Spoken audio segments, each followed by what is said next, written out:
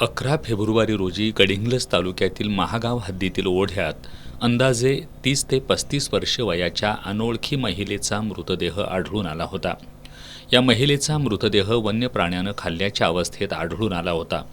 या घटनेची नोंद गडिंग्लज पोलीस ठाण्यात करण्यात आली होती. नातेवाईकांनी मृत महिलेच्या अंगावरील वस्तू ओळखल्यामुळं मृतदेह सुनीता संजय केसरकर यांचा असल्याचं स्पष्ट झालं.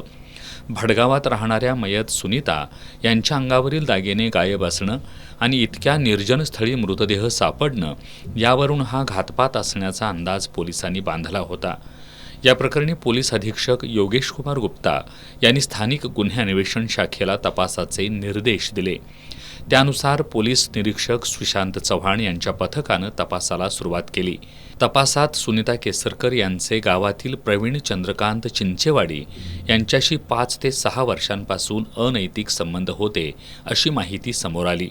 या माहितीच्या आधारे पोलिसांनी संशयित प्रवीण चिंचवाडे याला भडगावातून ताब्यात घेत त्याच्याकडे कसून चौकशी केली.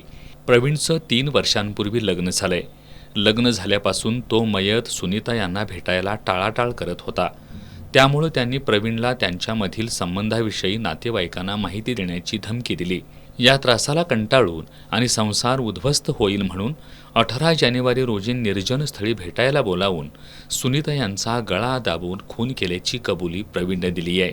स्थानिक गुन्हे अन्वेषण शाखेचे पोलीस उपनिरीक्षक संतोष गळवे, गडिंग्लज पोलीस ठाण्याचे सहाय्यक पोलीस निरीक्षक सागर पाटील, पोलीस उपनिरीक्षक हनुमंत नाईक, सायबर पोलीस ठाण्याचे पोलीस उपनिरीक्षक सतीश म्हेत्रे, पोलीस अंमलदार सतीश जंगम, महेश खोत, समीर कांबळे, महेश पाटील, दीपक घोरपडे, अमित सरजे, प्रवीण पाटील, राजेंद्र वरंडेकर, राजेश राठोड, संजय पडवळ, रामदास किल्लेदार, दादू खोत यांनी या कारवाईत सहभाग घेतला.